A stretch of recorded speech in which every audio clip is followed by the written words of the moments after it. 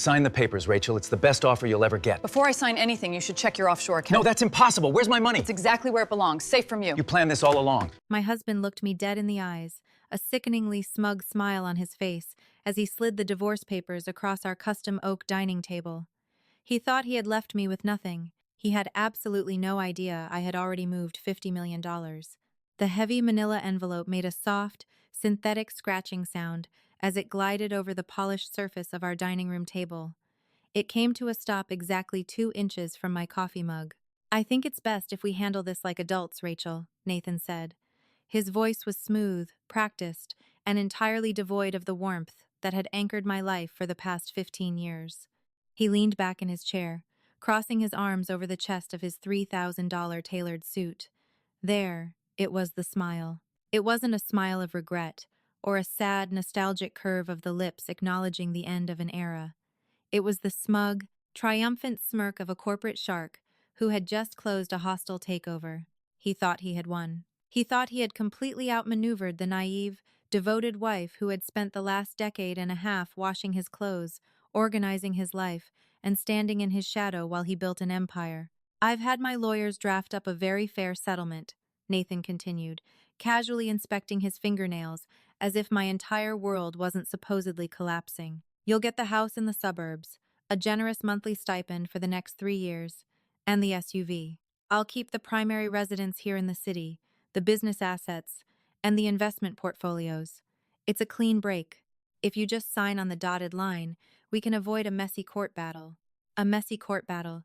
The audacity of this man was almost breathtaking. He was offering me absolute pennies, a suburban house we barely used, and an allowance while he kept the multi-million-dollar tech logistics company, NovaTech Solutions, that we had built from scratch. I didn't cry. I didn't scream. I just stared at the thick stack of papers, feeling a cold, diamond-hard resolve settling in my chest. To understand the sheer magnitude of Nathan's betrayal, you have to understand where we started. 15 years ago, we were living in a cramped, mold-infested one-bedroom apartment in Chicago. Nathan was a brilliant but utterly disorganized software developer with a dream. I was a marketing executive with a steady paycheck. When he pitched me the idea for NovaTech, a revolutionary supply chain management software, I believed in him. I believed in us. I quit my job. I drained my 401k to fund our initial servers. For the first 5 years, I was the company's accountant, HR department, marketing director, and janitor. We ate instant ramen and shared a single desk. When the company finally took off in our 7th year, Nathan became the face of the brand. He was the charismatic CEO ringing the bell, doing the magazine interviews, shaking hands with venture capitalists. I quietly stepped back into the domestic sphere, exhausted, but incredibly proud. I wanted a family, a quiet life, and I trusted my husband completely to manage the wealth we had earned together. That was my first mistake. The shift in his personality didn't happen overnight. It was a slow, insidious creep of arrogance. Around 2 years ago, when the company's valuation crossed the 100 to million mark, Nathan changed. He started talking about his money and his company. The loving husband who used to bring me wilted daisies from the grocery store was replaced by a man obsessed with status. He bought the penthouse in the city. He started taking solo golf trips to Pebble Beach and St. Andrews. He became hyper-protective of his electronics, changing passwords and keeping his phone face down on the counter. I tried to ignore my intuition. I told myself it was just the stress of running a massive corporation. But a woman's gut instinct is rarely wrong. The truth came crashing down on a rainy Tuesday, 8 months ago. Nathan had come home late, claiming he was exhausted from board meetings, and immediately took an Ambien to sleep.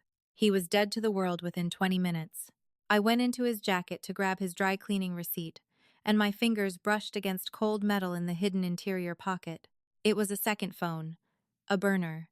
My heart hammered against my ribs like a trapped bird.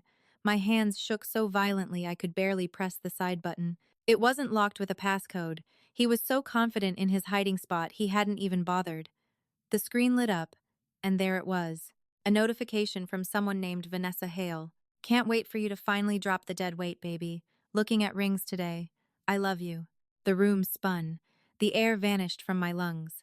I sank to the floor of his custom walk-in closet, clutching the glowing screen, struggling to breathe.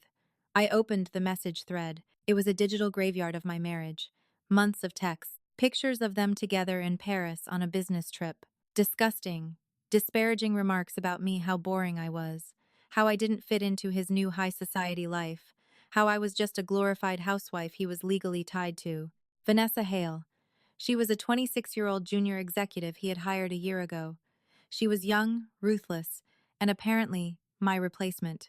I sat on the floor of that closet for 3 hours. I cried until my eyes were swollen shut. I grieved the man I thought I knew, the future I thought we had, the partnership we had bled for. But as the clock struck 3 a.m., the tears stopped. A profound, icy clarity washed over me. If I confronted him then, he would have all the power. He had the high-priced lawyers, the connections, the access to all our accounts. If I blew up right then, he would crush me and leave me with nothing, just as he and Vanessa had planned. So I wiped my face. I put the phone exactly back where I found it. I crawled into bed next to the man who was plotting to destroy me, and I made a silent vow. I was not going to be a victim. I was going to take back exactly what I was owed. The hardest performance of my life began the very next morning. I woke up, made Nathan his favorite dark roast coffee, and smiled as he kissed my forehead before leaving for work. My skin crawled at his touch, but I played the part flawlessly. I became the oblivious, supportive, slightly naive wife he believed me to be. While he was busy living a double life with Vanessa, I started a secret life of my own. I knew that infidelity alone wouldn't secure my financial future, especially not with the ruthless legal team Nathan kept on retainer. I needed to know exactly what he was doing with our money. Nathan had always handled our investments, keeping me willfully in the dark for years under the guise of protecting me from stress. I had to find a way inside his financial fortress. Every night, after he took his sleeping pills and fell into a deep slumber, I became a ghost in my own home. I slipped into his locked home office using a spare key I had secretly copied years ago and never mentioned. I photographed documents, dug through filing cabinets, and meticulously copied the contents of his laptop hard drive onto a secure external drive. I couldn't make sense of the complex web of shell companies and corporate jargon on my own, so I reached out to the only person I could trust, Daniel Harrison. Daniel was an old friend from my Chicago marketing days. While I went into PR, Daniel had pivoted into forensic accounting, eventually running his own highly successful firm, specializing in high net worth divorce cases. He was brilliant, discreet, and he absolutely loathed Nathan. I met Daniel at a dingy diner 2 towns over, completely off the grid. I slid the encrypted hard drive across the sticky Formica table. "I need to know everything, Daniel," I said, my voice barely above a whisper. "He's planning to leave me. I need to know where the money is." For 3 agonizing weeks I waited. I continued smiling at Nathan across the dinner table. I washed his clothes, sometimes finding strands of Vanessa's blonde hair, and I simply dropped them in the trash without a word. I attended corporate galas on his arm, playing the perfect, quiet accessory. The psychological toll was immense. My hair started thinning from the stress, and I dropped 15 pounds. Nathan didn't even notice. Finally, Daniel called me from a secure line. "Rachel, you need to come to my office right now. Use the back entrance." When I sat down in Daniel's office, he looked pale.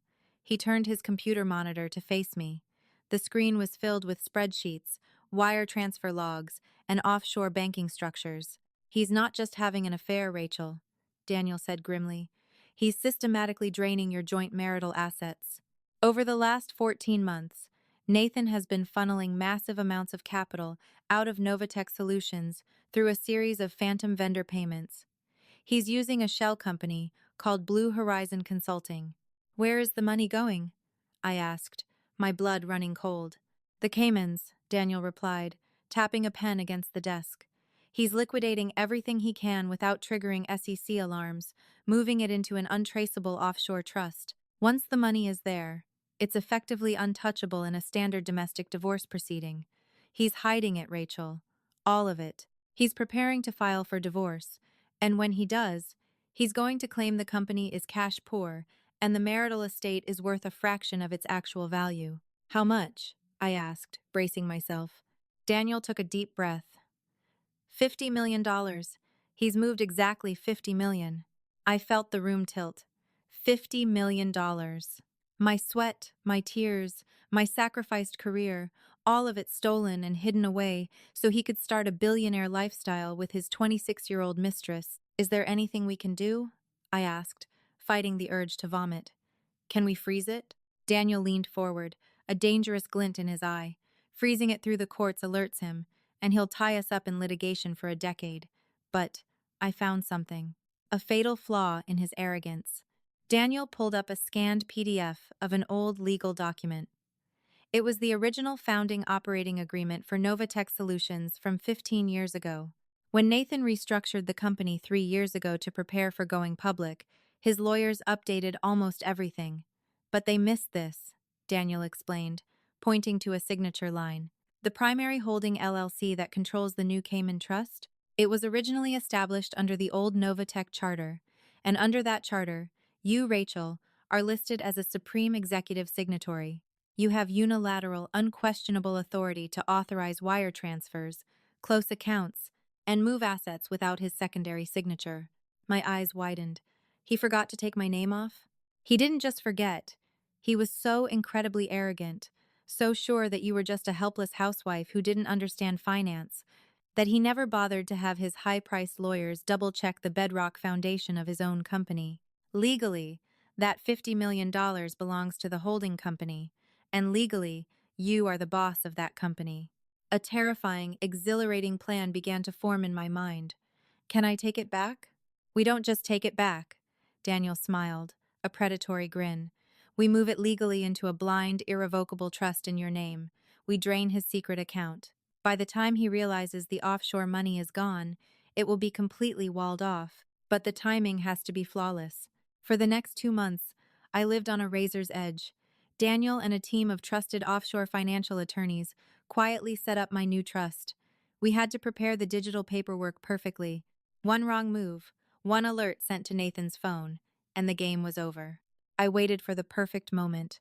I knew the divorce papers were coming.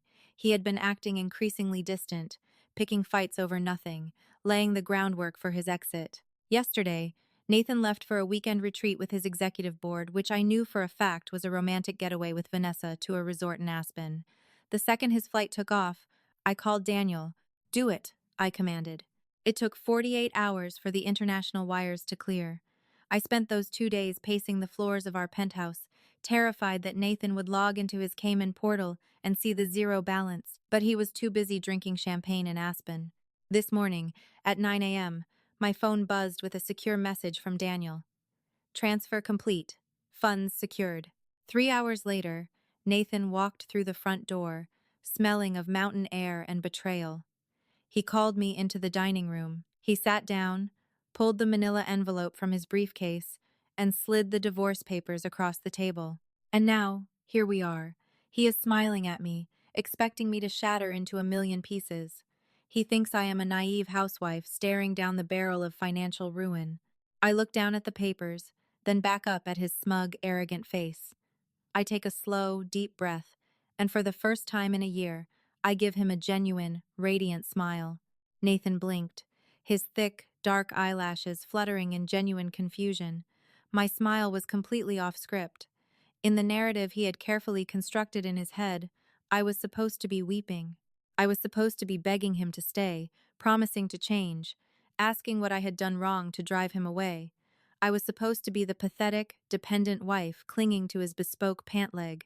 Instead, I reached across the table, picked up the solid gold Mont Blanc pen he had bought himself for his 40th birthday, and casually twirled it between my fingers. You look entirely too pleased with yourself, Nathan snapped, his smooth veneer cracking just a fraction. He shifted his weight, clearly uncomfortable with my lack of hysteria. Look, Rachel, let's not draw this out. My attorneys have been very clear. If you fight this, they will drag you through the mud. You'll spend the next 3 years in depositions, and I will ensure you walk away with nothing but legal fees. The suburban house and the stipend are a gift. Take it. A gift, I repeated, letting the word roll around my mouth like cheap, bitter wine. $3,000 a month and a house in Naperville. That is your valuation of 15 years of my life, my drained retirement fund, and my uncredited labor that built NovaTech Solutions. You didn't build NovaTech, he sneered. the arrogant mask fully slipping to reveal the cruel, self-centered man beneath. I built the code. I secured the funding. I managed the scaling. You ordered office supplies and balanced a petty cash ledger. Don't overstate your historical importance just because your feelings are hurt. I let out a soft, melodic laugh. It wasn't forced. It was a genuine release of the immense pressure I had been carrying for 8 agonizing months. I stood up, walked over to the mahogany sideboard, and retrieved a manila envelope of my own. I brought it back to the table and dropped it right on top of his pristine divorce settlement. "What is this?" he asked, eyeing the envelope as if it were a live grenade. "Consider it my counteroffer," I said smoothly, taking my seat. "Open it." He scoffed, rolling his eyes as he broke the seal. "I swear to God, Rachel, if this is some emotional letter from a marriage counselor, I don't have the patience." His voice died in his throat. The first photograph on the stack was one I had printed in high-definition color.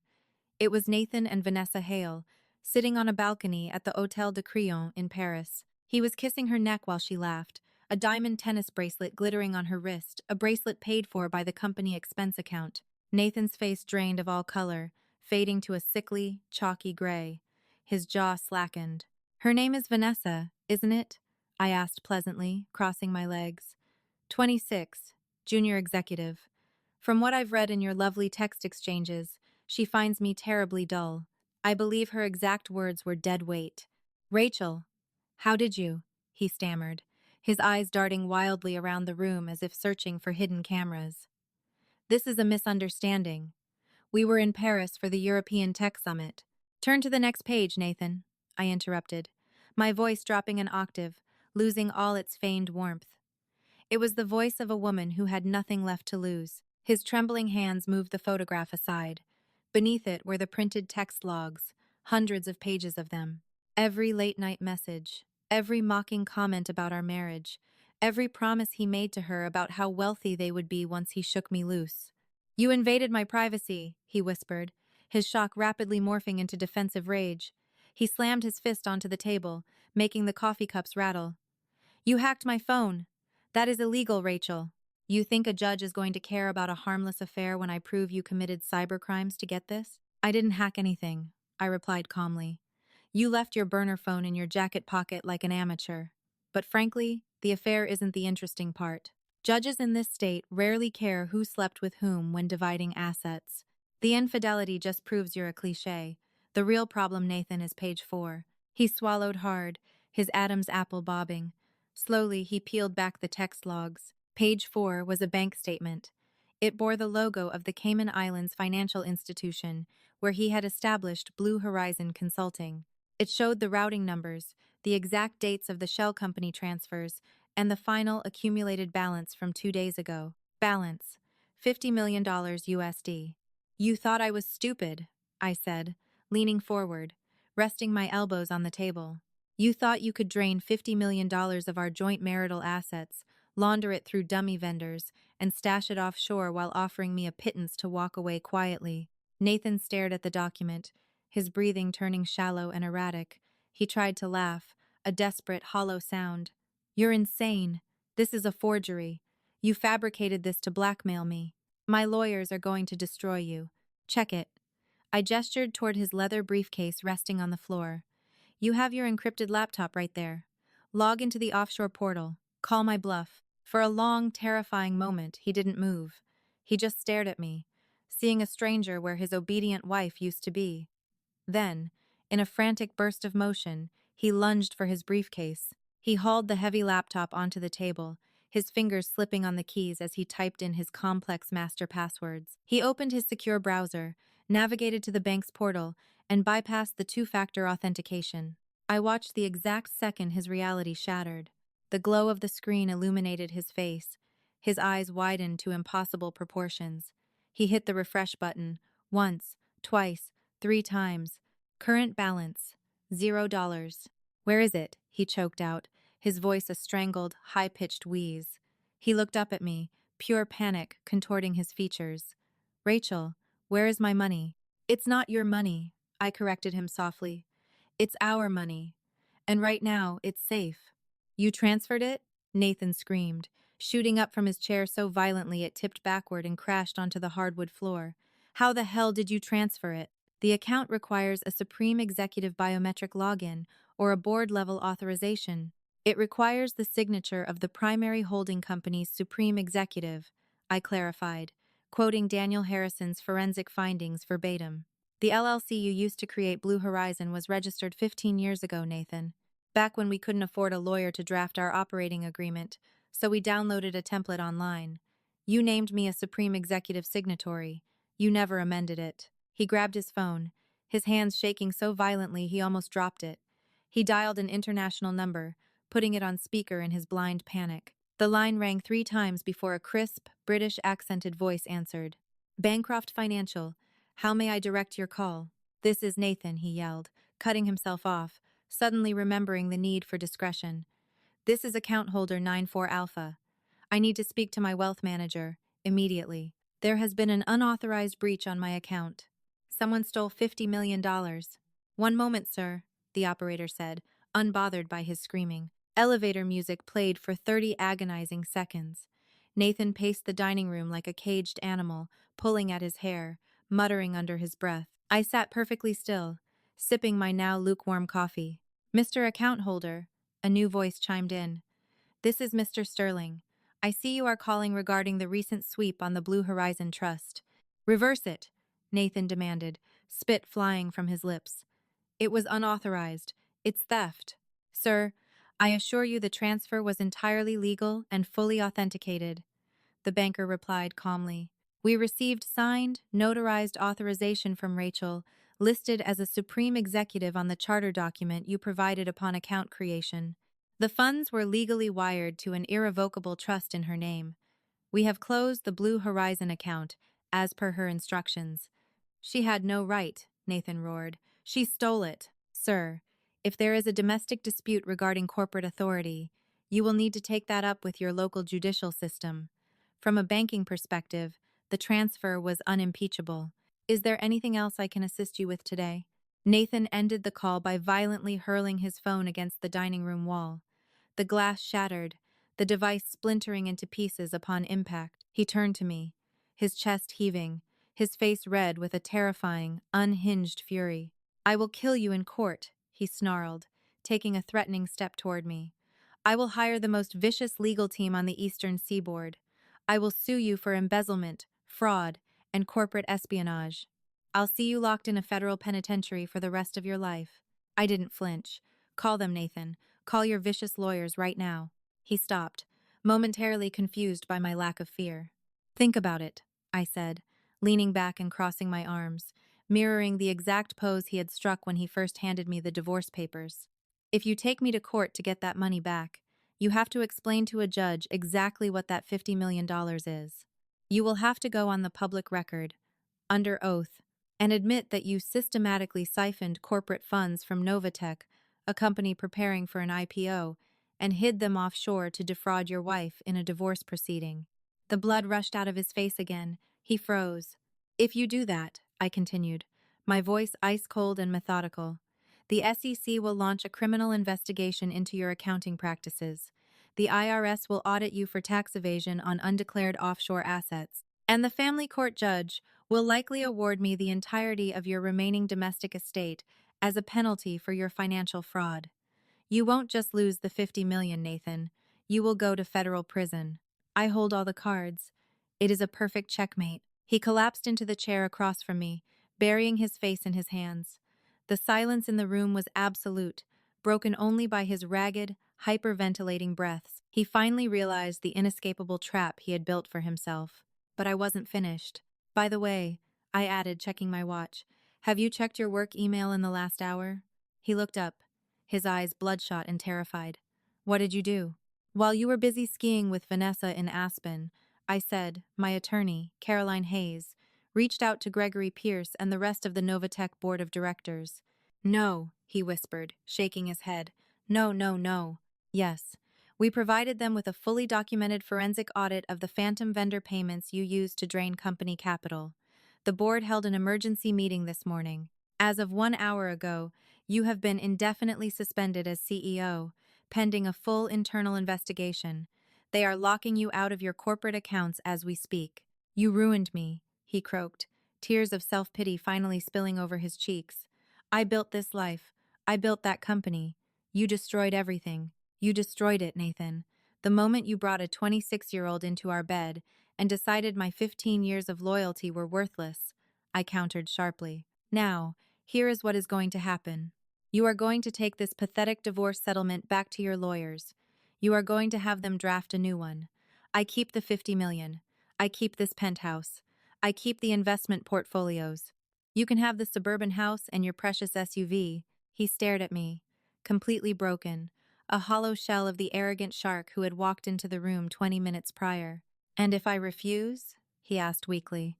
Then I leak the financial documents to the Wall Street Journal, and I hand the text messages to Vanessa's fiancé. Nathan's head snapped up. Fiancé? Oh, did she forget to mention him? I smiled, a cold, predatory grin. Vanessa has been engaged to an investment banker for 6 months. She was never going to marry you, Nathan. She was waiting for you to secure the offshore money so she could siphon it from you. You were both playing the exact same game. She was just playing it better than you. Until I stepped in. Nathan slumped over the dining room table, sobbing into his arms. The sound was pathetic, but I felt absolutely no pity. I stood up, smoothed out my skirt, and walked toward the front door, leaving the divorce papers untouched on the table next to his shattered phone. I didn't look back as the heavy, custom-carved mahogany door of the penthouse clicked shut behind me. The heavy thud resonated in the quiet, climate-controlled hallway, echoing like a judge's gavel. It signaled the absolute, irrevocable end of my old life and the fierce, unapologetic beginning of my new one. I stepped into the private elevator, pressed the button for the lobby, and finally let out a breath I felt I had been holding in my lungs for 8 excruciating months. When I walked out of the towering high-rise building and stepped onto the bustling Chicago streets, the afternoon sun felt fundamentally different on my skin. It was no longer the suffocating heat of a woman living in the shadow of a self-absorbed corporate titan. It was the radiant, intoxicating warmth of absolute freedom. Before I could even hail a cab, my phone vibrated deep inside my purse. It was Daniel. I take it by the fact that my office hasn't received an unhinged, threatening phone call from a high-priced litigator. Your little conversation went well? Daniel asked, his voice laced with immense, smug satisfaction. He broke. Daniel, I replied, a genuine, uncontrollable smile spreading across my face as I raised my hand for a taxi. He shattered into a million little pieces right there on the dining room floor. Have Caroline draft the revised settlement immediately. He's in pure survival mode now. He's going to sign absolutely whatever we put in front of him. I was right. Over the next 48 hours, the magnificent empire Nathan had so arrogantly built upon a fragile foundation of deceit completely collapsed. Driven by the sheer paralyzing terror of a federal prison sentence and an SEC indictment, he fired his aggressive legal team and hired a single, quiet mediation attorney. When the newly drafted divorce papers were presented to him, he didn't argue. He didn't fight. He didn't even make eye contact. He signed his name on the dotted line with a trembling hand, legally surrendering the $50 million in the offshore trust, the city penthouse, and the vast majority of our joint investment portfolios. He was left with the house in the suburbs and his depreciating SUV, exactly as I had promised. But his personal financial ruin was merely the first domino to fall. The board of directors at NovaTech Solutions, led by an uncompromising, old-school chairman named Mitchell Grant, showed Nathan absolutely zero mercy. The forensic audit Daniel and I provided left no room for doubt, negotiation, or spin. Nathan was formally ousted as CEO by the end of the week. Because he had committed a blatant violation of his fiduciary duties and embezzled company funds, the board stripped him of his lucrative stock options. He was quietly, humiliatingly escorted out of the glass-walled building by corporate security. He was blacklisted from the tech industry he had once ruled with an iron fist, left scrambling to pay off massive tax liabilities to avoid criminal charges. As for Vanessa, her comeuppance was equally poetic. When Nathan, desperate, humiliated, and financially crippled, showed up at her luxury apartment seeking comfort and a place to stay, she immediately slammed the door in his face. Without the offshore millions to fund her lavish, Instagram-ready fantasies, he was utterly useless to her. She thought she had played the game perfectly, extracting herself from the blast radius and escaping the fallout entirely unscathed. She was wrong. I am not a vindictive woman by nature, but I firmly believe in closing every single loop. 2 days after my divorce was finalized and the ink was dry, I arranged a private meeting with a man named Preston Cole. Preston was a highly successful, aggressively traditional investment banker and, more importantly, Vanessa's secret fiancé. We met at a discreet, upscale cocktail lounge downtown. I didn't yell. I didn't make a scene. I simply sat across from him, sipped my sparkling water, and handed him a thick, leather-bound portfolio. Inside was every text message, every luxury hotel receipt, and every explicit photograph of his future bride and my former husband. Preston looked through the portfolio in dead silence, the ambient jazz music of the lounge playing in the background. His jaw clenched so tightly, I thought his teeth might shatter under the pressure. When he finally looked up, his eyes were cold, hollow, and utterly devoid of the love he once held for her. He thanked me for my time, paid for our drinks in cash, and walked out without another word. The following morning, Vanessa was officially unengaged. By Friday, Mitchell Grant and the NovaTech board had caught wind of her involvement in Nathan's dummy vendor scheme and fired her for gross ethical misconduct. She was left with no job, no wealthy fiancé, no sugar daddy, and a radioactive reputation that would make it impossible for her to ever work in corporate tech again. The last I heard through the grapevine, she was forced to break her lease and move back into her childhood bedroom in Ohio. It has been 14 months since that day in the dining room. My life today is completely unrecognizable from the quiet, subservient existence I led during my marriage. I didn't just sit on the $50 million. I took the razor-sharp skills I had honed during the grueling startup years of NovaTech and launched my own venture capital firm. We focus exclusively on funding female-led tech startups, giving brilliant women the capital they need so they never have to rely on men like Nathan. I bought a stunning, sun-drenched villa in Tuscany where I spend my summers drinking local wine and reading on the terrace. I also completely renovated the Chicago penthouse, tearing out Nathan's sterile, modern aesthetic and filling the space with warm colors, vibrant art, and life. The healing process wasn't instantaneous.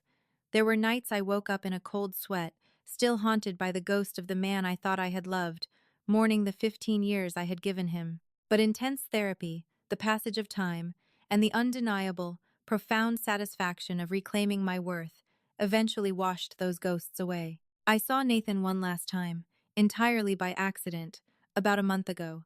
I was walking out of a high-end steakhouse downtown after celebrating a massive investment deal. It was pouring rain, the kind of freezing, miserable Chicago downpour that chills you to the bone.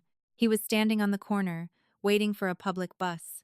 His expensive tailored suits were gone, replaced by a cheap, ill-fitting trench coat that clung to his soaking shoulders. He looked a decade older, heavier, and completely, utterly defeated. As I stepped into the dry, heated back seat of my waiting town car, our eyes met for a fleeting second through the rain-streaked glass. There was no smug smile on his face this time, only the devastating, crushing realization of exactly what he had thrown away. I didn't roll down the window. I didn't gloat. I simply looked away, told my driver to take me home, and left Nathan standing in the cold, unforgiving rain. If my story showed you anything, it's that you should never underestimate a woman who helped build your empire from the ground up. Loyalty is a two-way street, and betrayal has a very steep price. If you loved hearing how I turned the tables on a narcissistic cheater, please hit that like button. Share this video with anyone who needs a reminder of their own power. And don't forget to subscribe for more incredible real-life stories.